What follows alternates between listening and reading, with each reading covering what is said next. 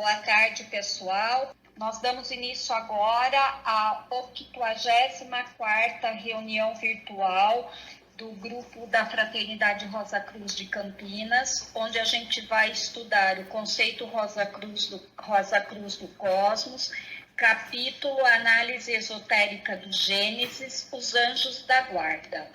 Começamos com a oração do estudante Rosa Cruz. Oração do estudante Rosa Cruz. Aumenta nosso amor por Ti, ó Deus, para que possamos servir-te melhor cada dia que passa.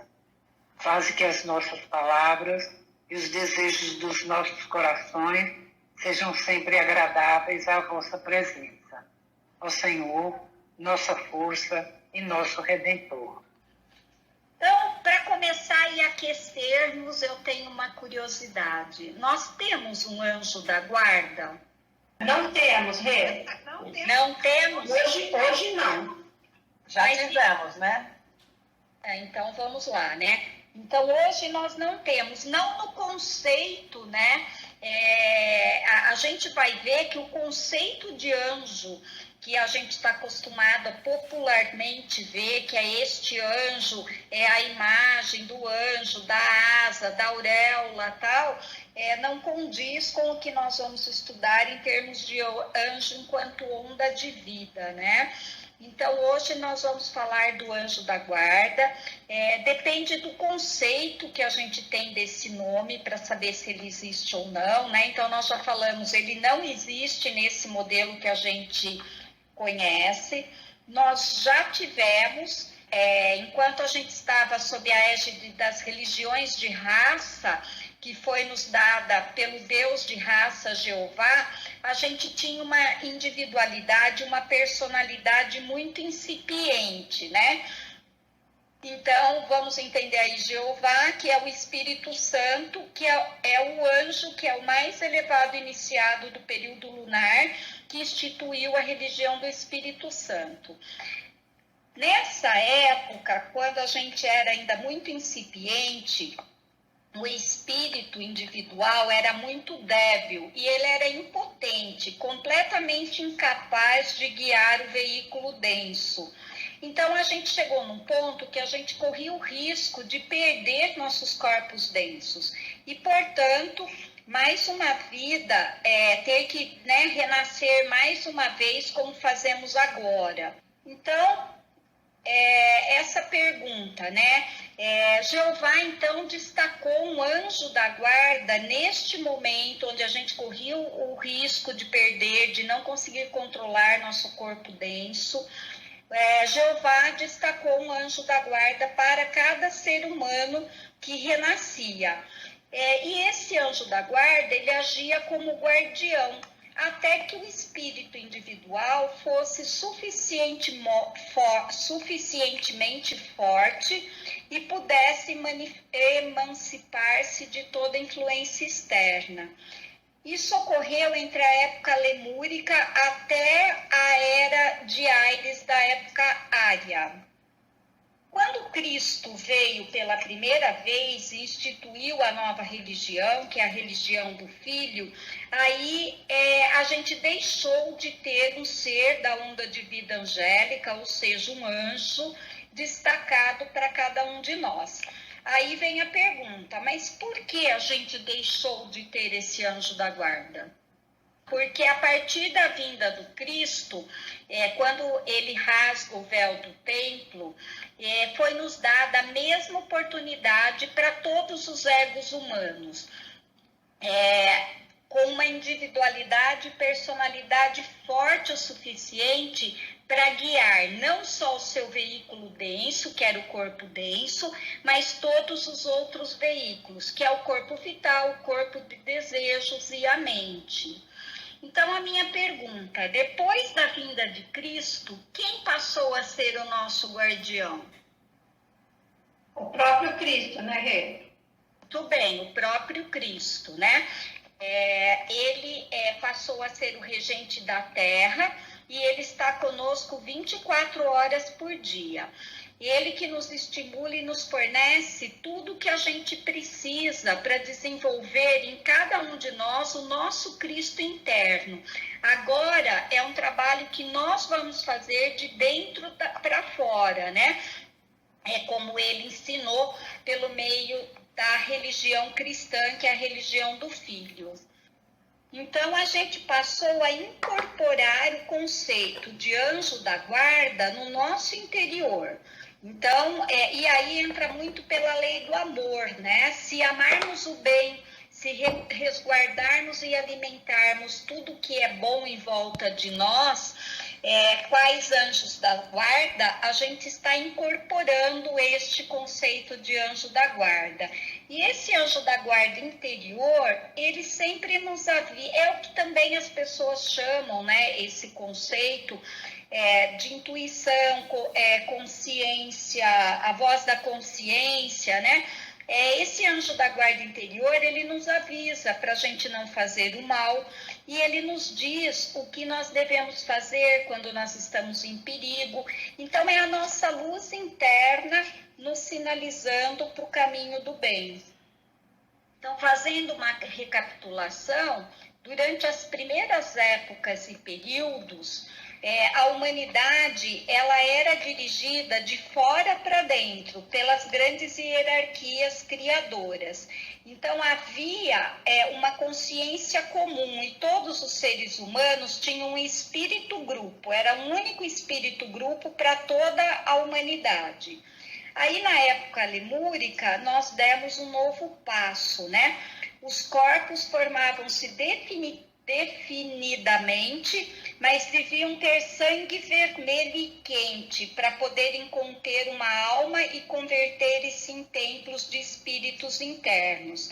Então, na primeira metade da época lemúrica, a gente ainda não tinha o sangue vermelho e quente, porque esse estado não havia ainda, nesse estado, né, não tinha ainda, a gente não tinha ainda a consciência de um espírito individual.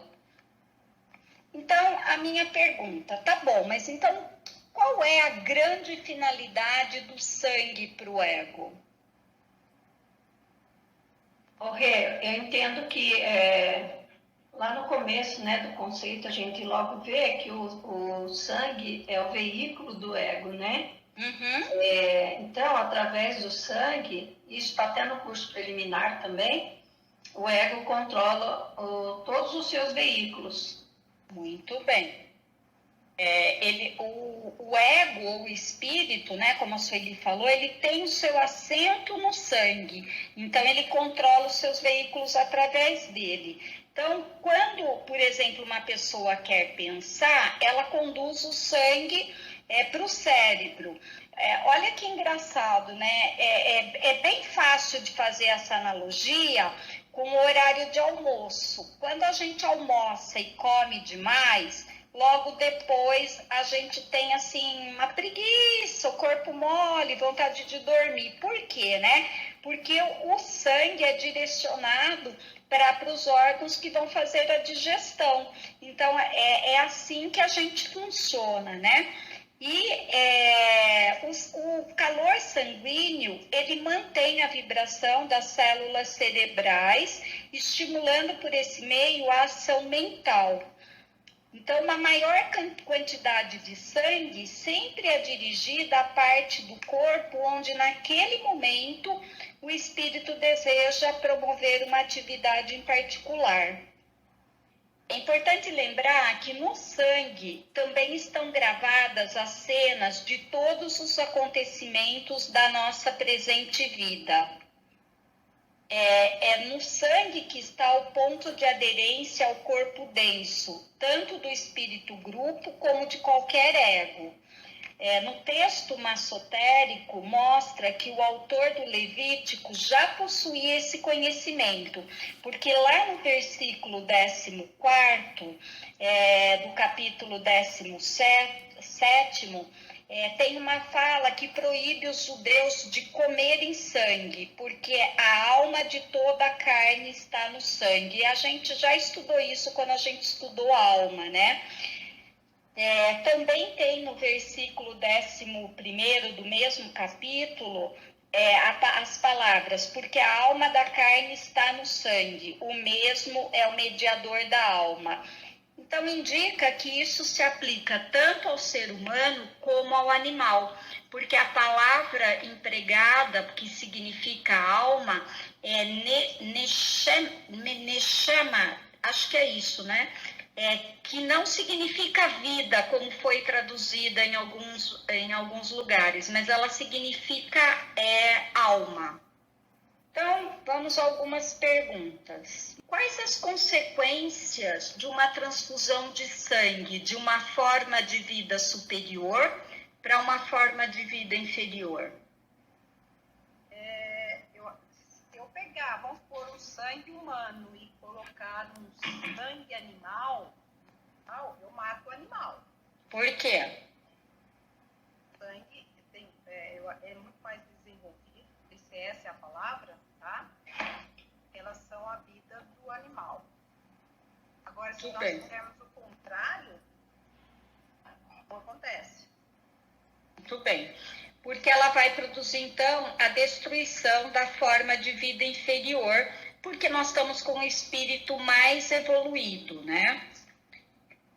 Então, Quando fala, só complementando aí, Jane, quando se fala de sangue de veículo de espírito mais evoluído, é porque é o seguinte, como foi falado na outra pergunta, o sangue é o veículo do ego, né? Então, quando você estuda astrologia, se você procurar lá quem é o regente do sangue, você não vai achar, né? Não vai achar nenhum signo que é regente do sangue, nenhum astro, seja planeta, Sol e Lua, que seja o regente do sangue. Para você ter o regente dos componentes do sangue, mas o sangue você não tem, porque o regente do sangue é o ego, é o espírito, né? E aí você tem aquela sacanagem, que é uma coisa interessante, de você atingir um desenvolvimento espiritual o suficiente para você, como ego, enviar o sangue para onde você quiser, e não para onde ele deve ir, entendeu? Tipo, porque ele quer ir, né? Isso tem a ver, inclusive, com o controle do nosso querido órgão chamado coração. E essa capacidade da gente conseguir fazer isso, ou ter aspirações para fazer isso, é que mostra que nós somos um espírito mais evoluído, ou seja, o nosso sangue ele é muito mais individualizado do que dos outros irmãos e irmãs menores. Por exemplo, obviamente, os mais próximos são os animais, né? Você não vai conseguir injetar o seu sangue numa planta, né? Porque os vegetais ainda não têm nem sangue, tem seiva, né? E não é sangue, entendeu? É diferente, né? Os animais já têm sangue. Mas o sangue dos animais, pelo ego animal, o ego do animal ainda ser menos evoluído, eles estão sujeitos no nível do espírito do grupo, é por isso que o nosso sangue o mata, né? Não é que o mata, é que o ego menos evoluído, ele não consegue assimilar as partículas sanguíneas de modo a fazer parte do seu corpo. Guardar as proporções, é a mesma coisa quando você come carne animal, né? Principalmente aquelas pessoas que gostam de comer a carne animal, como é que é mesmo? Bife antes do ponto, sei lá, alguma coisa assim, né? Mal passado. Exato. Sofrem do mesmo problema. Por quê? Porque o sangue do animal que você está introduzindo no seu corpo, ele é menos do que evoluído que você e, portanto, você vai realmente subjugá-lo. Só que, como está todo mundo evoluindo, você tem uma grande dificuldade em subjugá-lo. E como é que você faz para reduzir essa dificuldade? Né? Você ou come essa carne animal com bebida alcoólica, porque a bebida alcoólica amortece bastante, ou então você come pra caramba e depois vai dormir. Né? Porque ao você dormir, você está retirando o seu corpo de desejo do seu corpo, deixando lá o corpo denso e o seu corpo vital, e eles que se virem para fazer o que o trabalho tem que fazer inconscientemente, ou seja, te dá trabalho e te destrói a vitalidade. Né? Já está demonstrado aí por várias pesquisas científicas o quão mal faz a carne vermelha num corpo humano, né? Inclusive, muitos casos estão relacionados com doenças consultivas, a maior delas o câncer, né? Então, esse é o motivo, justamente porque estamos trabalhando com duas classes evoluídas. A mais evoluída, que é o ser humano, e a um pouco menos evoluída, que é o animal, né? Agora, vocês imaginem o seguinte: se isso acontece quando uma pessoa come uma carne de um boi, de uma vaca, de uma galinha, de um porco, né? Ou outro animal, você imagina então aqueles irmãos e irmãs que comem carne dos animais que estão mais próximos da individualização, quais seja cavalo, cachorro, elefante Gato. e gato. Né? Então, os nossos irmãos e irmãs orientais, eles se alimentam desses tipos de animais. Então, vocês veem como eles estão uma dificuldade enorme de evoluir, né? E por isso que os nossos irmãos e irmãs orientais, eles fazem parte de uma parte do nosso campo de evolução que é extremamente cristalizado, extremamente materializado e que está sempre sofrendo as sequelas próprias de uma onda de vida que continua tentando evoluir mais atrasados, né? Ok? Por isso. Posso fazer uma pergunta? No caso, assim, é conveniente doar sangue? Nós, estudantes ou probacionistas, ou conforme Sem dúvida alguma. Isso não tem nem o que falar, não tem nem o que duvidar. Por quê? Por que é importante a doação de sangue? Porque se você hoje é um ser humano que produz sangue o suficiente para manter o seu corpo denso em plena vida e tem a capacidade, alcançou o mérito, né? Vamos lá, alcançou o mérito de formar mais sangue conforme você precisa, né? Ou seja, as suas medulas ósseas estão em perfeito funcionamento, e você tem um outro irmão que ainda tem essa dificuldade, ou que perdeu essa dificuldade temporária porque sofreu um acidente, teve que fazer uma cirurgia muito forte e tal, né? É um ato de amor que você está fazendo para ele, né? Você está ajudando ele a aumentar a possibilidade dele ficar mais tempo do lado de cá, mais tempo vivo, aqui no baluarte da evolução, né? Então é um serviço amoroso e interessado que você faz. E mais ainda, gente, se você é uma pessoa espiritualizada, um probacionista, o seu sangue tende a ser muito mais purificado do que o sangue de um irmão materialista. Por exemplo, se você é um vegetariano e espiritualizado, o seu sangue está lá em cima, em relação à pureza que é necessária, entendeu? Se você é um vegetariano e não espiritualizado, não quer dizer nada. Aí, a questão da pureza do sangue não tem nada a ver com o vegetarianismo. Nada a ver. Nada a ver. Tanto é que quando você faz a concentração e você reflete ou concentra nas rodas vermelhas do sangue, né? É o que você está dizendo ali, que é o seguinte: eu quero ter um sangue tão puro quanto um auxiliar invisível. O auxiliar invisível, obviamente, por definição, ele é vegetariano, só por definição. Mas mais do que vegetariano, né? Ele é um auxiliar visível, ou seja, ele mantém um grau de espiritualidade muito forte nos seus corpos, né? Então, a gente tem obrigação fraternal de doar, sim. Sim, eu fiz essa pergunta principalmente porque agora, nessa época de pandemia e tudo mais, muitas bolsas de sangue, etc. e tal, estão pedindo doação, né? Porque existem muitos irmãos que não estão mais doando sangue, né? Tá tendo falta de sangue, vamos dizer assim. Então, é uma pergunta muito relevante para essa época, né? O problema acontece sempre é o mesmo, né? A famosa astúcia atlântica. Poucas pessoas estão doando. Mas, se essas pessoas que não estão doando tiverem parentes, marido, esposa, filho, filha, mãe, pai, cunhado, genro, nora, neto, ou até um amigo muito próximo, que está precisando, ele vai doar. Mas para ele, não vai doar para todo mundo, para ele. Então, novamente, está a astúcia atlântica aí, o egoísmo que está sempre perturando, né? Tanto que nós fomos há pouco doar sangue, eu e o Carlos, né? Sempre a gente está doando.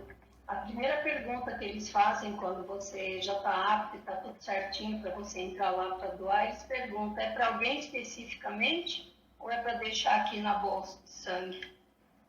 Mas a gente tem ainda, né, um egoísmo. Agora, até eu estou com uma dúvida no meu próprio texto. Eu confesso que eu tinha estudado, mas agora eu estou com uma dúvida. Por que um espírito... Ai, desculpa, gente. Por que um espírito mais evoluído pode escapar as condições impostas pelos veículos menos desenvolvidos? Agora, é uma dúvida que eu tenho também.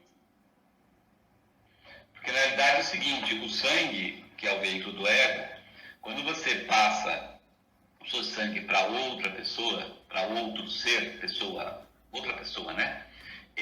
Aquela pessoa, ela tem a capacidade, pelo mesmo grau de evolução, de dominar esse sangue, né? E de assimilar esse sangue ao seu corpo denso. Quando de um espírito evoluído para um espírito menos desenvolvido, esse espírito desenvolvido não tem a capacidade de fazer essa assimilação. Então é como se parte do seu espírito adentrasse ao corpo de um outro espírito menos evoluído, mas por um método indireto, por um método do sangue, né? Então o que acontece? Como ele não consegue assimilar e o seu sangue não serve para o corpo dele, né? Porque questões óbvias de nucleação, de composição das hemácias, etc. e tal, ele morre. Entendeu? O sangue seu é o espírito, né? Para quem estudou Ziegfeld, para quem estudou Parsifal, para quem fez o curso suplementar de filosofia aos Atus, vai lembrar disso, né? Mefistófeles dizendo, né? Me dê o sangue que eu tenho em você, entendeu? Então, por quê? Porque o sangue é o espírito, quando você passa de um lado para o outro, né? Tanto é que o sangue de Cristo foi tão contundente que, ao cair na terra, que abriu as portas para todo o trabalho do Cristo, né? O sangue do Cristo, quando caiu na terra, através do sangue dele, que ele conseguiu incorporar como regente todo o planeta Terra, dado a importância do sangue. Por isso que o sangue é o veículo do ego, né, gente? Esse é o motivo. Muito bem. Essa regra vale para os antropóides também? Sim, né? Uma classe... Vale para os antropóides também. Sem dúvida. Então, vamos fazer mais uma recapitulação. A gente falou que durante um período, quem nos conduziu aí, quem nos ajudou foram os espíritos de raça. Então, só para a gente estar na mesma página, quem são os espíritos de raça? São arcanjos, né, Regiane? Isso. Muito bem, Magali. São os grandes arcanjos que estão auxiliando Jeová na sua missão de orientar a humanidade. Eles são os deuses dos diferentes povos, né? Já que eles são os que proporcionam as características raciais, os costumes, a língua, a religião. Ainda eles orientam as nações, mas hoje eles têm uma influência muito menor do que tiveram no passado. Nós já tivemos momentos, né, onde a gente era realmente dirigido como os espíritos grupos dirigem os animais, né, lá atrás. Então nós fomos evoluindo e no começo os espíritos de raça tinham uma influência muito maior sobre nós. À medida que o tempo vai passando e nós vamos avançando, a gente vai conseguir se emancipar de vez do espírito de raça. Então, Jeová, que é o regente da lua, só relembrando, juntamente com os anjos e os arcanjos, foram os principais na obra de evolução da humanidade no período terrestre. Só recapitulando, foi ele, né, que deu o alento da vida, o Nefesh, e a partir deste momento, o espírito de raça, ele passou a viver na nossa respiração. Então, ele opera no corpo de desejos e no espírito humano. E aí ele tem uma influência muito grande, porque ele alimenta a nossa vaidade e o nosso egoísmo. Por isso essa questão do patriotismo é muito forte, da gente estar muito ligado, né? A raça, a família, a comunidade que a gente vive. E quando Cristo veio, ele veio para colocar fim nesse regime jeovístico. E lá na frente, né, se a gente seguir os ensinamentos de Cristo, Cristo reunirá novamente todas as nações em uma só grande fraternidade. Por isso que hoje a gente tem um apego muito grande à família de sangue, quando na realidade nós deveríamos ter a família humanidade, né? Todos nós somos irmãos e irmãs nesta humanidade. Então, o nosso desenvolvimento, por um bom tempo, ele foi, como eu já falei, de fora para dentro, e a gente era movida às leis, né, de sofrimento e punição e de alegria se a gente obedecesse. Isso ainda é o que prevalece na lei de consequência, ou na chamada também lei de causa e efeito. Se eu faço bem, eu colho bem; se eu faço mal, eu vou ter destino maduro para pagar, ou eu vou ter consequência daquilo, né? Mas as leis já foram muito mais fortes com esta punição, inclusive externa. Se você desobedecia a lei, né, você era punido. Por que então que o nosso desenvolvimento espiritual, por um bom tempo nesse esquema de evolução, foi de fora para dentro? É porque eu achei assim, tá? Para que pudéssemos começar a dominar a região química do mundo físico por nós mesmos, nós próprios, né? E não por uma orientação que viesse de fora. Muito bem. E também porque o espírito individual, ele era muito débil, né? Ele ainda não estava preparado.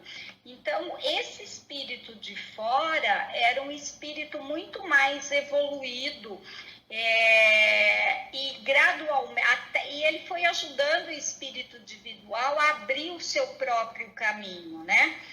Mesmo hoje, no nosso atual estágio de desenvolvimento, o corpo de desejos ainda dirige muito a personalidade, muito mais que o espírito, né? Quem não passou assim, nossa, caí na tentação, né? O corpo de desejos, e vou falar uma coisa simples. A gente começa a fazer regime na segunda, na quarta a gente não está fazendo mais, né? O corpo de desejo, ele domina muitas vezes a nossa própria vontade. Então, é uma luta que a gente tem que travar diariamente conosco mesmo. Por isso, a retrospecção e o exercício de concentração. Porque quando eu faço a retrospecção noturna e eu revejo onde eu fui bem e onde eu caí nas tentações, nas provas do dia, né? Eu consigo no outro dia, quando eu me levanto e me concentro, eu consigo refazer este meu pacto comigo mesmo, no sentido de renovar as minhas forças para controlar o corpo de desejos, né? E complementando aí, Regiane, tem outra coisa grave, que é o seguinte: por isso que os irmãos Rosa Cruzes dizem que estamos diante dos 16 caminhos da destruição, ou que estamos passando aí pelo ponto mais difícil de um esquema de evolução, qual seja. Se nós olharmos para trás, nós passamos muito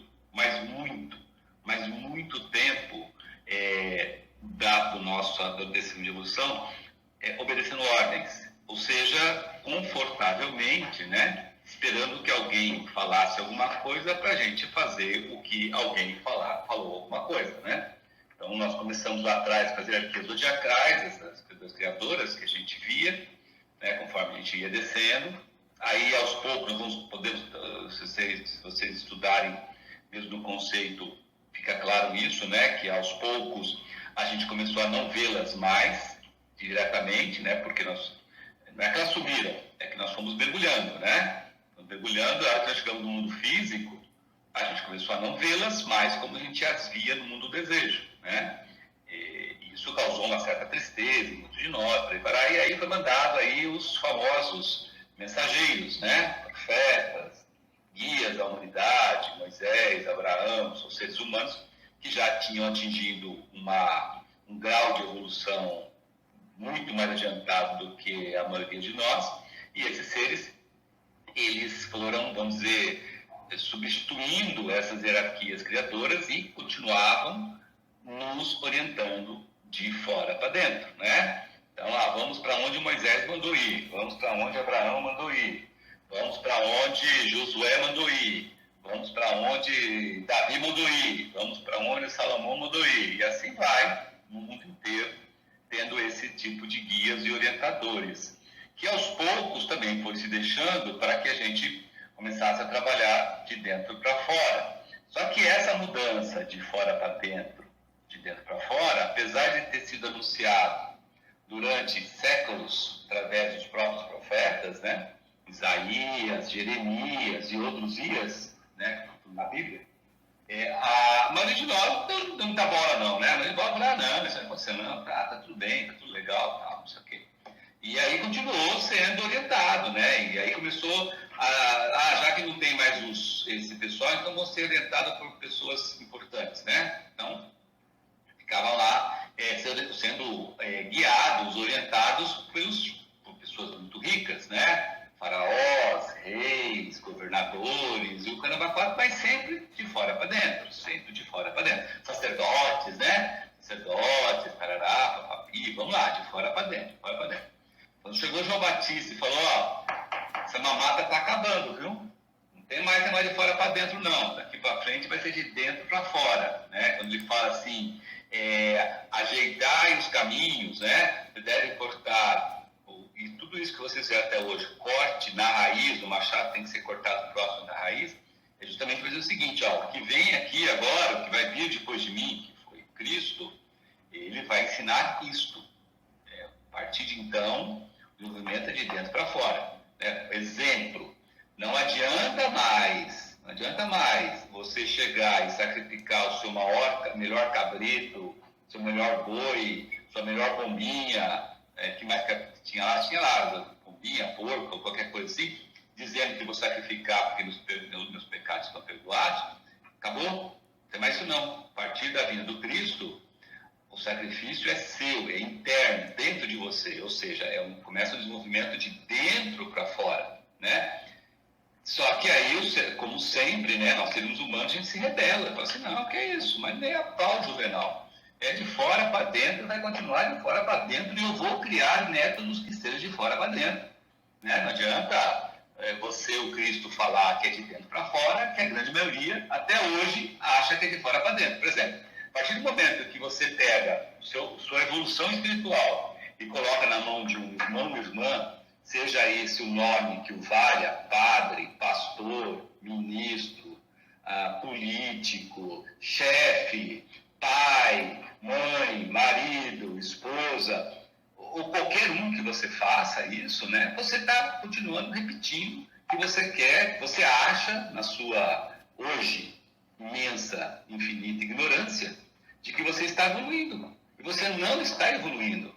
Viver na aba de uma pessoa hoje não é mais evolução, é involução, é degradação, é cristalização, é caminhar para trás. Isso tem que deixar muito importante, porque se vocês fizerem uma leve observação no entorno de cada um de vocês, aí vocês vão ver esses exemplos, né? Os patriarcas, né? Que chama cabeça de casal, né? Esse que chama ainda, cabeça de casal, os pais que dão tudo para os filhos, né? E depois não sabe porque os filhos viraram uns tontão lá, que não sabe nem... Na primeira tristeza que o filho tem, ele já entra em depressão, entra em síndrome de burnout, entra em não sei aonde, e fica deprimido, e vai pra droga, vai bebida. Eu não sei o que eu fiz, eu dei tudo para ele. Você deu o quê, ô Mané? Você deu o quê para ele? Você deu o que era para ter dado lá no passado, quando o desenvolvimento era de fora para dentro. E quando você tinha que ter dado para ele, era a hombridade, era a honradez, era a força de espírito para aguentar o tranco. Né? Você não deu isso, então o resultado de você cultivar nesse irmão ou sua irmã um processo de fora para dentro, você, como guardião dele, responsável dele, seja pai, seja mãe, seja responsável, está colhendo a consequência desse ato errado, né?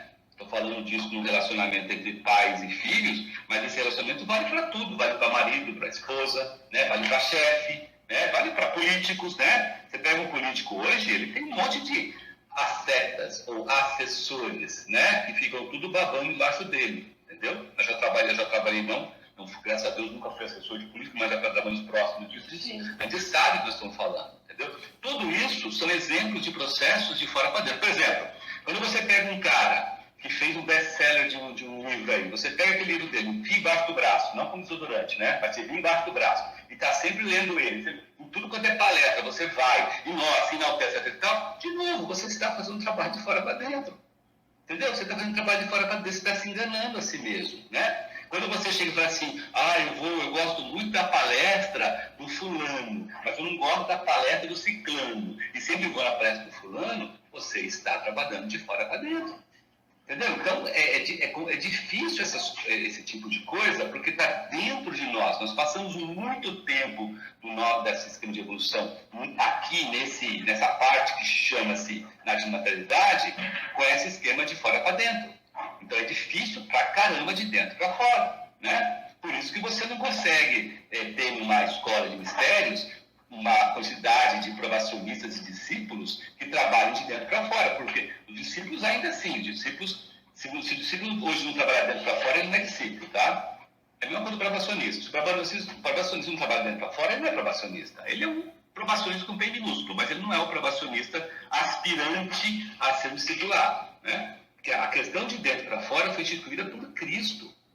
Se vocês olharem os evangelhos, tá lá. Mas não é muito difícil. Então, pega os evangelhos, deixa de lado e leia as epístolas de Paulo. As epístolas de Paulo é o evangelho explicado para criancinha, como ele fala lá, né? Bem explicadinho, bonitinho, lindinho, maravilhosinho, entendeu? Olha lá para vocês verem. É tudo de dentro para fora.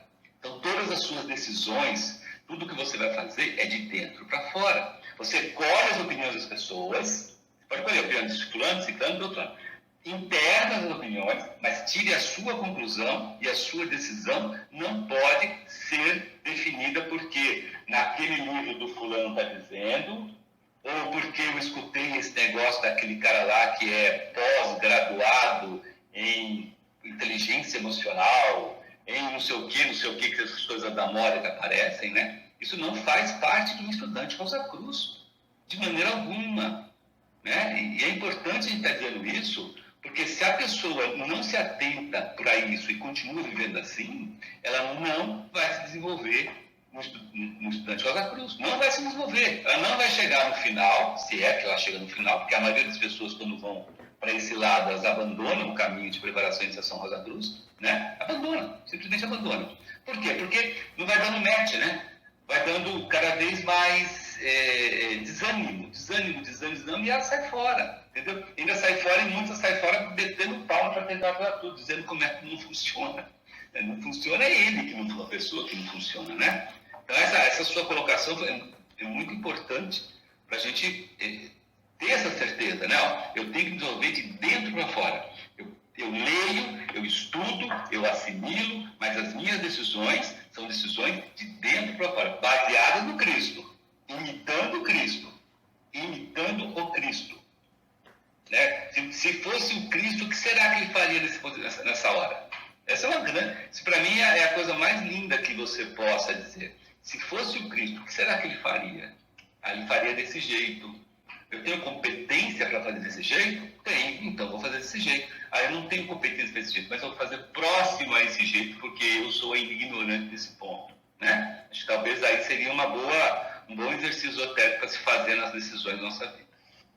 Acho que isso pega também uma questão muito importante para quem trabalha com criança e jovens, a importância da gente ajudar a fortalecer valores, né? Ajudar a fortalecer conhecimento religioso, tudo isso de moral, porque faz parte do fortalecimento do crivo interno, porque a gente acaba estando, né? Se para nós que tivemos alguma base acadêmica, vamos dizer assim, maior de questões de valores, agora a gente tem visto que as coisas têm mudado, as pessoas estão muito na superficialidade.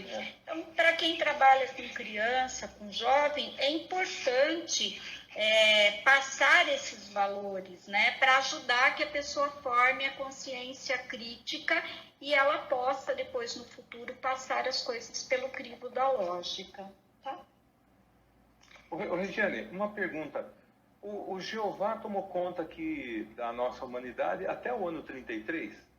Na realidade, ainda nós estamos sob influência, a gente ainda não conseguiu se libertar totalmente, né? Sim, mas a partir da vinda de Cristo, aí as regras novas, e assim, Jeová já não está mais no comando de fora para dentro. É isso, né, pessoal? Acho que eu não falei besteira. Tudo bem? Então, para guiar as raças, os espíritos de raça, então a gente já falou, ele age sobre o sangue, assim como o espírito grupo dirige os animais de cada espécie por meio do sangue. Então, o ego governa o seu veículo por meio do sangue, o espírito de raça age por meio do ar, da respiração, quando penetra nos pulmões. Essa é a razão, então, do Nefesh que foi soprado por Jeová. Bom, o clarividente, ele vê o espírito de tribo como se fosse uma nuvem que envolve e compenetra toda a atmosfera da Terra, habitada por todo o povo que está sob seu domínio. Assim se formam os diferentes povos, as diferentes nações, né? Que São Paulo chama de príncipe do poder do ar, ou principados e poderes. Por isso que a gente falou desse patriotismo, que é muito forte, né? Que às vezes, mesmo que a pessoa mude, né, da sua pátria para uma outra pátria, ela ainda ela não se liberta do espírito de família ou de casta, porque ela fica arraigada. Então a gente vê muita gente que tenta morar em outros lugares e acaba voltando, porque ela entra em depressão, ela não sente aquele apoio que ela tem quando ela está na pátria dela, né? Entre os judeus, no tempo de Cristo, o espírito de raça era mais forte do que o espírito individual. Então, cada judeu pensava primeiro em si, como pertencente a uma tribo, a uma família, e também, assim, a sua maior honra era ser semente de Abrão. E a gente ainda vê, né, que tem países que têm castas, e as castas, elas são separadas muitas vezes por aprendizados, muitas vezes por poder aquisitivo, né? Então, quem governava a humanidade antes de Jeová? Eu estou indo e voltando, porque eu acho que tem coisas que a gente precisa gravar. Oi? Hierarquias criadoras. Era um tipo de espírito. Isso. Tá bem baixinho, tá, Ângela, o seu microfone. Havia um espírito grupo comum, composto de todas as hierarquias criadoras. E quem protegeu o espírito individual quando a gente era débil ainda e não conseguia se governar sozinho? Os espíritos de raça. Isso, o espírito de raça, né? Que são os arcanjos. E vamos lá, só para relembrar, porque isso aqui a gente sabe. Quem protege hoje os animais? Os arcanjos. Isso, grupo.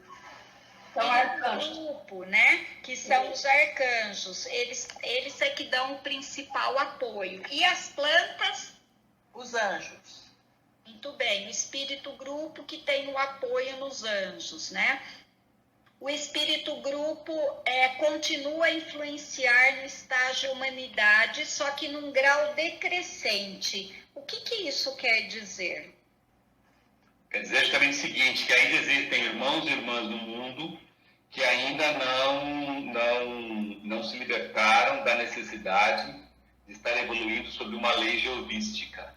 Por exemplo, os nossos irmãos e irmãs orientais, muitos deles ainda não conseguiram se libertar disso. Então, como povo, como nação, eles ainda possuem esse tipo de necessidade, né? Esse tipo de espírito de grupo, que na verdade acaba sendo um espírito de raça, né?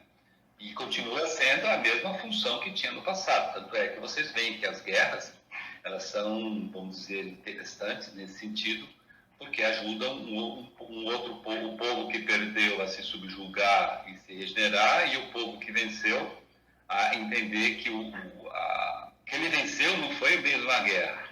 O que ele venceu foi a atitude de ter que aprender através da dor, né? Tanto é que hoje em dia a própria ciência já chegou à conclusão de que quando um povo vence uma guerra, ele sofre tanto quanto aquele outro povo que perdeu a guerra. Ou seja, bem diferente do passado, né? Em que, por exemplo, entre os índios aqui no Brasil, não sei se vocês sabem disso, mas quando uma tribo indígena vencia outra tribo indígena, era natural essa tribo indígena que vencia comer, através do canibalismo, né, corpos daqueles seres irmãos que morreram. E pior ainda, o cara que foi comido como guerreiro, ele queria ser comido, porque para ele era uma honra o corpo dele servir de alimento para outro irmão. Então você vê que evoluímos bastante nesse sentido, né, gente? Ai, que bom, né? Então, a gente falou que hoje a gente não tem mais um anjo da guarda. Então, como a gente define os anjos? Então, os anjos eram a humanidade do período lunar. E que, então, ele aprendeu, né, a trabalhar com os seus veículos mais densos, era a matéria da região etérica. Assim como nós estamos construindo corpos com elementos da região química. Eles construíram corpos com a matéria da região etérica, né? Então, ele pertence a uma corrente de evolução diferente da nossa. É como se eles estivessem para nós, assim como nós estamos para os animais, né? Num grau de evolução um pouco maior. Os anjos, eles foram de grande ajuda para os seres humanos na propagação e também na construção do cérebro físico e da laringe, né? Aqui tem uma questão que é importante a gente dar uma relembrada, que é dos anjos lucíferos. Eles são anjos e são atrasados da onda de vida angélica. Eles não podem progredir no mesmo passo que os outros anjos. Então, porque eles acabam evoluindo por meio da experiência adquirida por nós aqui na vida terrena. Então, os anjos lucíferos, eles levaram o ser humano à ação quando eles infundiram na gente a natureza egoísta e apaixonada. Se antes a gente vivia sob a orientação dos anjos, né? No momento relatado na Bíblia como o momento da tentação de Adão e Eva, foi o momento que os espíritos lucíferos ensinaram os seres humanos que eles podiam cumprir com o ato criador segundo a sua vontade e para gratificar o seu sentido. Ele podia procriar sem mais precisar da direção dos anjos. E isso é o que constituiu, então, o que a Bíblia chama de pecado original. E aí a Bíblia diz que Jeová expulsou, então, a humanidade, representada aí por Adão e Eva, do Jardim do Éden, e que a gente, então, passou aí a colher os frutos, né, da nossa desobediência, né, e a partir como tudo que nos é dado também nos é cobrado. Então, foi nos dado conhecimento e foi cobrado a nossa transgressão do uso inadequado da força sexual. Muito bem, aí eu tenho uma pergunta. Então, tá bom, se Lúcifer veio e deu esse conhecimento para nós, E os anjos lucíferos são bons ou são maus? Então, vamos lá, né? Em certo sentido, a gente pode agradecer a Lúcifer pelo que ele tem feito por nós. Por quê? Porque ele acaba assumindo um papel importante na criação do ser humano. Eles trouxeram para a gente o conhecimento do bem e do mal. Antes, a gente conhecia só o bem. Poderíamos ter evoluído pelo amor e desta forma, mas aí a gente acabou escorregando, né? E a gente acabou tendo que exercer o livre-arbítrio. Quando ele nos dá esse conhecimento do bem e do mal, ele força a gente, né, a conhecer o livre-arbítrio e colher as consequências daquilo que a gente planta. Lúcifer também teve mais uma ajuda. Ele capacitou o ser humano a produzir o sangue quente no corpo e aí então se tornar um espírito interno. O erro nosso foi o de abusar da utilização da força, então, sexual criadora. E essa desobediência, ela gerou um preço a se pagar, tanto para o ser humano, quanto para os próprios anjos lucíferos. Por quê? O ser humano, através das penas e do sofrimento, da dor, da luta, ele passou aí a ter o sofrimento como consequência quando ele erra. E Lúcifer tem de pagar através da perda da sua liberdade. Hoje, para Lúcifer evoluir, ele depende do ser humano e da experiência do ser humano, né? Ele evolui através da intensidade de sentimento que só pode provocar através do ser humano. Mais uma pergunta. Anjo tem asa, como a gente vê nas pinturas? E veja que eu trouxe várias fotos, porque a gente só acha foto de anjo com asa. Não, mas não tem nada. Não? São emanações do corpo vital dele. Muito bem, né? Ele não tem asa como os pássaros, né? O que eles têm são apêndices, que é essa própria iluminação, que são semelhantes às asas. E esse apêndice não tem o objetivo de fazer o anjo voar ou se mover no espaço.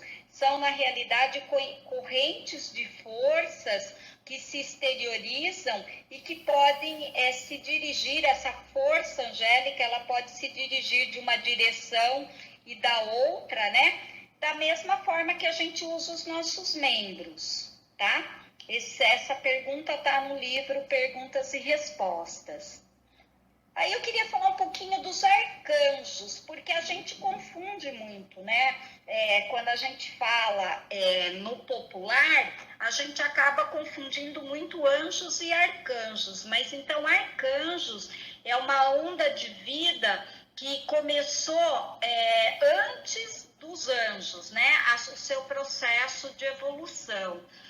O Filho, Cristo, é um arcanjo e é o mais elevado iniciado do período solar. Então, eles foram a humanidade no período solar. Eles se tornaram peritos na construção de corpos da matéria de matéria de desejos. E eles trabalham com a humanidade como árbitro de destino dos povos e nação. A grande função deles é unir as nações por meio desse patriotismo e do amor ao lar e ao país. Então, eles estão em atividade no período terrestre, ajudando a gente no desenvolvimento do nosso corpo de desejos. E aí, um dos arcanjos que é bastante conhecido é o arcanjo Miguel, que é o segundo em glória e poder depois do Cristo, e ele preside os processos de purificação e regeneração. Então, desde o equinócio de setembro até o solstício de dezembro, Miguel e as hostes se encarregam de limpar os corpos de desejo e mental da Terra.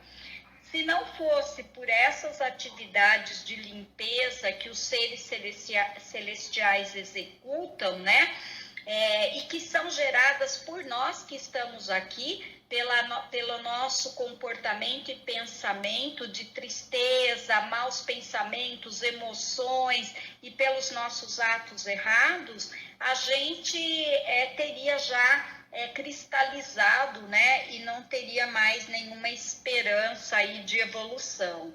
Então, eles vêm para limpar tudo que a gente faz e gera de peso de cristalização na Terra. Coisa, né, gente, que quando Cristo veio, ele veio para ensinar a lei do amor. Então, a gente já poderia ter libertado Cristo desta tarefa de anualmente ter que vir à Terra e purificá-la. Então, essa luta do Cristo, né, anualmente conosco, ela é representada nesta figura de Miguel, quando ele mata o dragão, né, já que Miguel é quem segue o Cristo na hierarquia da luz. A vitória da luz sobre as trevas é que é representada aqui, enquanto o Sol passa por Libra, Escorpião e Sagitário. O Cristo místico compreende assim e sabe como se sincronizar com as influências de Miguel, o cristão místico, né? Nós, ocultista e cristão, né? Místico, a gente consegue, se a gente, neste período da vinda do Cristo, a gente sincronizar, a gente consegue pegar essas influências de Miguel e de suas hostes. E desse modo, né, a gente recebe uma tremenda ajuda por parte da luz interior que nunca falta. Bom, qual é a comparação, então, entre o nosso anjo da guarda no conceito atual, que é esse anjo da guarda da vinda de Cristo, né, depois de Cristo, e o guardião do umbral? Acho que é interessante a gente fazer essa análise. A gente pode chamar o resultado de todo o bem que a gente faz aqui e nas nossas existências passadas, do nosso... É um conjunto, né, de ações que formam o nosso anjo da guarda, entre aspas, né, interior. Ele essa personificação, é uma outra forma de entender o anjo da guarda, e veja que aqui ele está entre aspas, reforçando, né, é a personificação do bem das nossas obras, ainda que invisível, e ela fica gravada, né, no nosso átomo semente e acompanha a gente por diversas vidas. E ela nos ensina a sempre caminhar fazendo o bem. É um poderoso alinhado, esse conjunto das nossas boas obras, o nosso anjo da guarda, entre aspas, é um poderoso aliado na nossa luta para aniquilar o guardião do umbral. Então, o guardião do umbral... Quem lembra, gente, o que é o guardião do umbral? É um ser muito bonito, viu? Eu imagino que ele seja muito bonito mesmo. Eu imagino, porque se ele é um elemental criado por nós e que é alimentado por todas as nossas más ações durante vidas e vidas, ele deve ser lindo, né? Algo como essa imagem aqui, né? De algo bem escuro e bem do lado escuro do que a gente cria com as nossas obras, né? Ele se alimenta das nossas más ações. Então, ele mesmo se torna um grande obstáculo no momento que a gente deixa esse plano espiritual e tenta ingressar nos planos suprafísicos. Ele vai tratar de nos deter e de evitar a nossa elevação espiritual. Ele se alimenta do quê, né? Do nosso temor. Quanto mais a gente teme, mais ele aumenta em vez de diminuir. Então, para diminuir a força do guardião do umbral, pouco a pouco, né, a gente precisa usar do equilíbrio e de muita força de vontade. E a gente precisa se aproximar do nosso anjo guardião interno, que é o produto das coisas boas. Então, assim, olha, as coisas boas cresce o nosso anjo guardião interno. e as nossas más ações e más pensamentos alimentam o guardião do umbral. Então, para matar o guardião do umbral, a gente pode ir fazendo isso por inanição, né? Não ir tendo, se controlando, mantendo o equilíbrio para não ter maus pensamentos e más ações. O nosso anjo interno, ele vai nos guiar pelas maravilhosas experiências nos mundos espirituais de forma consciente. Então, é ele que nos permite fazer o nosso trabalho enquanto auxiliares invisíveis ou conscientes, né? O trabalho da eliminação desse elemental negativo é um trabalho muito árduo, mas é uma tarefa que a gente vai ter que realizar algum dia. Então, é melhor ir fazendo ela no dia a dia. É como se a gente tivesse uma sombra aí nas nossas costas. Enquanto a gente não assume a responsabilidade de não alimentar o guardião do umbral, a gente também favorece fortemente o mal coletivo. Então, a gente não está fazendo mal só para a gente, né? A maldade da humanidade também tem responsabilidade nossa nesse coletivo de más energias que a gente acaba gerando com os nossos pensamentos e ações. E aí a necessidade sempre da vinda de Cristo anualmente para nos ajudar nesse processo de limpeza e purificação da Terra. O guardião do umbral, ele acaba, né, influenciando nas fraquezas de caráter, e, consequentemente, as pessoas acabam facilmente fazendo mal e não fazendo o bem que deveria fazer, né? Então, todo o mal coletivo incorporado em todas as pessoas é uma força potente no mundo. Acho que é bem importante a gente lembrar sempre disso, porque quando eu faço mal, eu não estou fazendo só para mim, eu estou contaminando toda a atmosfera onde a gente vive dessa maldade. E aí eu vou estimulando cada vez mais o mal, né? E a gente ainda se deixa muito levar pelas emoções negativas do que controlar pela nossa vontade. É muito mais fácil a gente deixar o pensamento negativo, o pessimismo contagiar do que o bem e o pensamento positivo. Então, as pessoas que se esforçam para reparar o mal feito no passado e para se amar, para se armar, né, para não cometer mais o mal, e que procura viver uma vida pura, e aí por isso a rosa branca, né, dedicada ao serviço amoroso e desinteressado, são as pessoas que estão agindo já de acordo com os ensinamentos do Cristo. E essa é uma luta diária, porque a gente sabe que a gente ainda escorrega, né? E que a gente cai. E na queda é importante a gente se restaurar e se renovar para tentar corrigir no próximo dia e no próximo, né? Então, o guardião do umbral, ele está guardando a entrada dos mundos invisíveis e ele fica desafiando o nosso direito de entrar nos mundos invisíveis. E a gente, então, é um trabalho nosso de redimir e transmutar o guardião de umbral através das coisas boas, né? Se a gente tivesse passando por uma fricção incessante, como você pegar uma pedra bruta para lapidá-la, né? Você tem que passar por uma fricção incessante entre o bem e o mal. Isso faz parte da nossa evolução. O mal, as tentações, as provas, ela fortalece para que apareça, né?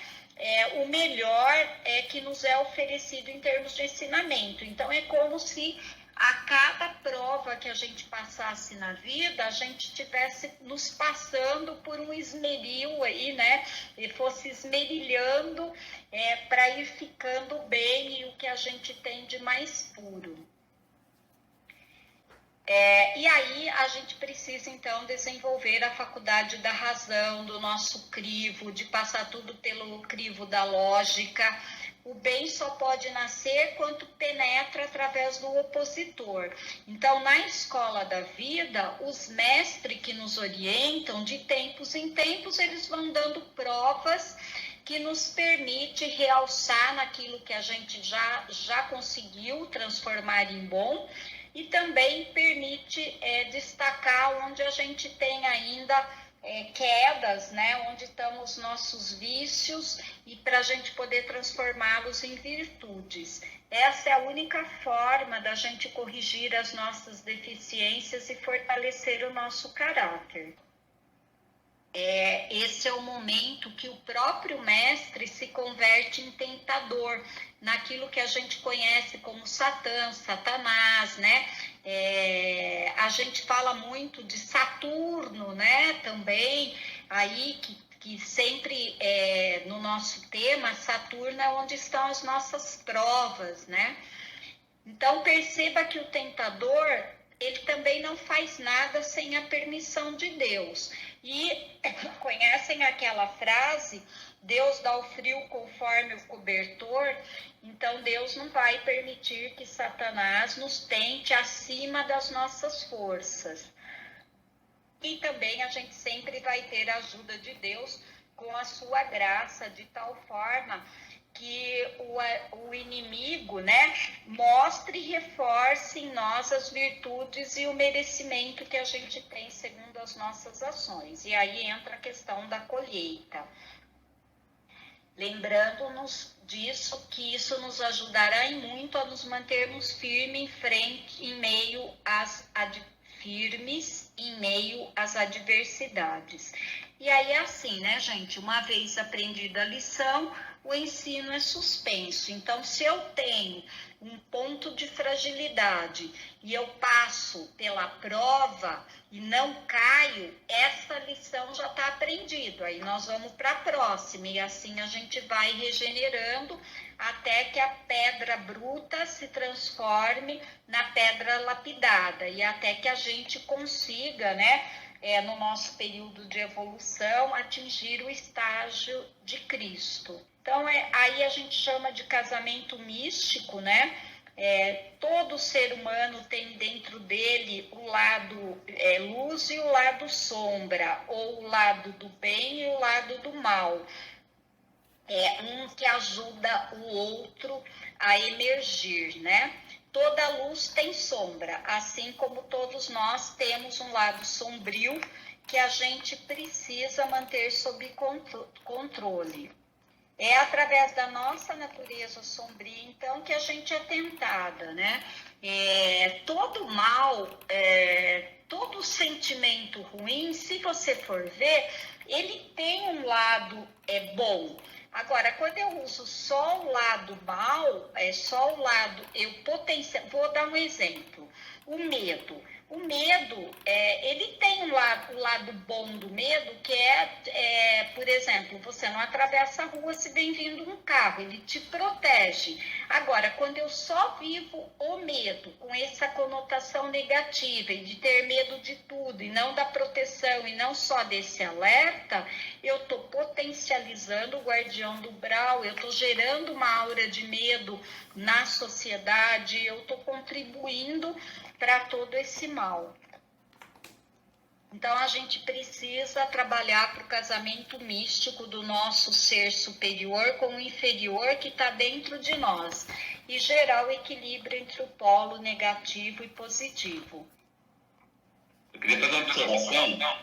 Se vocês tiverem aí o peito aberto, dá uma olhadinha numa coisa bem interessante, que é uma coisa que se repete no conceito, e em se repetindo no conceito, né, é interessante a gente estar sempre observando, que é o seguinte: o título dessa parte do conceito que nós estamos estudando, né, que a Regiane expôs, o título é Os Anjos da Guarda, certo? É o título lá. Quem tiver o conceito aberto está vendo o que eu estou falando, né? E aí ele começa lá, né? Durante as primeiras épocas e períodos, enquanto a humanidade evolucionava conscientemente, dirigida pelas hierarquias, aí havia, por exemplo, um espírito grupo, ele não fala nada de anjo da guarda, prestem atenção. Depois ele fala na época Lemúria, Deus novo passo, tal, não sei o quê. Depois vai indo e fala assim, ó, o espírito individual era muito débil, impotente, completamente incapaz de guiar seu corpo denso. Não está falando nada de anjo da guarda, né? Só você está contextualizando a situação nossa naquele momento, né? Portanto, era necessário alguém muito mais evoluído ajudasse o espírito individual. Não falou nada de anjo da guarda. Aí depois ele fala, Jeová é Altíssimo, Deus da raça, tem, por assim dizer, domínio sobre as formas, né? Ele fala agora, vai falar de anjos agora, sobre os animais, enquanto os anjos têm sobre as plantas, né? Não falou nada de anjos da guarda. Aí depois ele fala, os arcanjos são hábeis arquitetos do bater de desejo. Aí depois ele volta a falar dos anjos. Por razões análogas, os anjos agem nos corpos vitais do ser humano, dos animais, das plantas. Seus corpos mais densos são formados de éter. Até agora nada de anjo da guarda, né? Aí vem Jeová e seus arcanjos assumem, portanto, a relação às raças. Aí ele vai falar da raça, vai falar do sangue, como a Regiane bem colocou, parari, parará. Aí, né?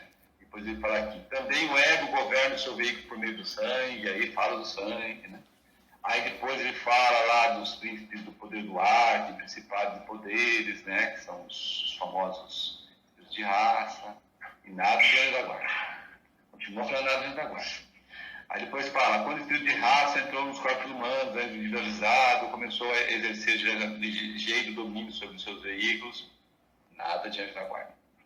E assim ele vai, né? Até que no último parágrafo desse texto, ele fala assim, Jeová veio com seus anjos e arcanjos e fez a primeira grande divisão em raças, tornando influente em cada grupo como guia um espírito de raça, um arcanjo. Beleza, está ali, né? Espírito de raça. E destinou, no mesmo parágrafo, um anjo a cada ego para que agisse como guardião. Até quando? Até que o espírito individual fosse suficientemente forte e pudesse emancipar-se de toda influência externa. Aí a pergunta que surge claramente é a seguinte, e quando é que o espírito individual, nós, começamos a pensar ou começamos a ter a capacidade de sermos suficientemente fortes para que a gente pudesse se emancipar de toda ajuda externa? A resposta já começa a aparecer no próximo texto, que é a mescla de sangue no casamento. Entenderam? Então, se vocês perceberem, o conceito ele é feito exatamente dessa maneira, né? O Max Sandel contextualiza o que ele quer falar, aí depois ele coloca a questão principal do título do texto, para instigar você a dizer o seguinte, peraí, mas cara, como é que isso aconteceu? Aí você continua lendo, que na próxima, né, mestra do segundo casamento, você vai começar a entender o que foi feito para que cada um de nós tivéssemos a fortaleza suficiente para se emancipar de toda ajuda externa, ou seja, para de fato podermos desenvolver-se de dentro para fora e não de fora para dentro. E assim vai, né? Então é uma técnica bem interessante que, se vocês levarem em consideração, a aprendizagem do conceito é muito mais rápida, tá? Muito mais rápida, né? Por isso que tem muita gente que desiste de ler o conceito. Entendeu? Porque, imagina, o cara fala de anjo da guarda. E não fala nada de anjo da guarda, fala de anjo da guarda lá no fim. Aí lá atrás ele fala de espírito de raça. Aí fala de espírito de raça só no fim. Aí é pessoal que não tá, que acha que esse livro de, como é que diz, né? Livro de leitura, né? O cara fala assim, já leu o conceito? Já li o conceito, já. Muito bem o livro, viu? Excelente. Eu achei o livro meio assim, meio assim. Aí vai com aquelas explicações intelectualizadas que não tem nada a ver, até você chegar pro cara e falar assim, cara, você não leu o conceito. Não, você não leu, porque o conceito não é para ser lido, é para ser estudado. Como estudado, é um livro que você vai voltar o resto da sua vida nele, em vários pontos, de acordo com o nível evolutivo espiritual que você está desenvolvido. Por isso que, né, nós somos testemunhas oculares, né, aqui do Centro Rosa Cruz de Campinas, de entender isso, porque a gente faz isso desde 1982. Né? E cada vez que a gente passa pelo conceito, tem coisa que a gente não viu. Fala assim, caramba, eu passei por aqui, não vi. Não vi. Pô, agora eu tô vendo, que legal. Aí daqui a pouco você passa uma próxima vez, rapaz, esse lance aqui eu não tinha visto. Ué, mas eu já passei aqui 3, 4, 5 vezes e não vi. Ué, você está crescendo espiritualmente. Então é natural você começar a compreender as entrelinhas, né? Natural, crescimento. Isso é muito importante para até que, como nós precisamos de referências, né? Nós seres humanos trabalhamos sempre com referências, nada como ter essa referência para nós conosco mesmo, né? Nós conosco, né? De saber que a gente está crescendo espiritualmente. Porque a partir do momento que você chegar, passar o conceito e achar que não tem mais nada novo, não é sinal que você atingiu o ápice do desenvolvimento espiritual. É sinal que você está começando a caminhar para trás. E aí você tem que rever os seus conceitos. Porque é quase que impossível, né? Porque se eu ler 10 vezes, é o que eu sempre falo, ali é outra. É uma descoberta nova. Ô Carlos, é um erro de tradução ou é isso mesmo? Os anjos da guarda, não é o anjo da guarda? Os anjos da guarda, porque na verdade ele quer dizer o seguinte, que para cada ser humano foi designado um anjo da guarda. É assim, um atributo da onda de vida angélica funcionando como tal durante um certo período sob a orientação de Jeová. Agora, gente, vamos deixar uma coisa interessante aqui, né? Um livro que não foi escrito por Mark Sanders, lembra? Esse livro não foi escrito por Mark Sanders, né? Ele foi ditado pelos irmãos maiores, né? E o Mark Sanders, usando a sua epigênese, conseguiu colocar no papel do modo que ele entendeu. Tanto é que, vocês lembram, quando foi ditado esse livro lá no templo da Ordem Rosa Cruz, de forma etérica, lembra disso? O irmão maior falou assim para ele, legal, agora você tem todo o material, manuscritos e tal, quando você chegar lá no continente americano, dado que o continente americano tem uma quantidade de éter absurdamente maior do que aqui na Europa, né? Você vai querer reescrever tudo de novo. Aí vai falar, que jeito nenhum que eu tenho aqui, lembra que ele falou isso? O que eu tenho aqui é mais do que eu achava que um dia eu ia ter, né? Poxa, que legal, vou transcrever rapidinho e editar rapidinho, né? Porque tinha data lá para terminar. Pois não é que ele chegou lá no continente americano, começou a ler e falou, nossa, mas aqui tem muita mais coisa para colocar, e reescreveu, né, tudo de novo, né, dado a nova atmosfera etérica no que ele tem ouvido, né? Então, um livro desse tipo é natural, né, gente? Que a gente leia, e sempre tenha coisas interessantes que a gente referência. É natural, né? Dos irmãos maiores, imagina um livro ditado por seres humanos que querem o seu bem, não querem nada em troca, querem apenas o seu bem, e que pegaram isso diretamente da natureza. É uma bênção, não é verdade? É uma bênção. A gente ter acesso a esse tipo e conseguir entender isso, e compreender isso, e vivenciar isso. É uma bênção, é uma graça de Deus que é interessante, né? Porque tem muita gente que não vai conseguir chegar nisso, né? É pena, mas um dia chegará. Talvez nessa vida não chega, mas outra vida chega. Mas é interessante a gente conseguir chegar a esse nível e bebendo dessa fonte aí até o resto das nossas vidas aqui, né? E assim nós encerramos então a lição de hoje, que era a análise esotérica do Gênesis, os anjos da guarda, e que as rosas floresçam em vossa cruz. Nós vamos passar agora para a oração Rosa Cruz. Oração Rosa Cruz. Não te pedimos mais luz, ó Deus, senão olhos para ver a que já existe. Não te pedimos canções mais doces, senão ouvidos para ouvir as presentes melodias. Não te pedimos mais força, senão o modo de usar o poder que já possuímos. Não mais amor, senão habilidade para transformar a cólera em ternura. Não mais alegria, senão como sentir mais próximo da sua presença, para dar aos outros o que já temos de entusiasmo e de coragem.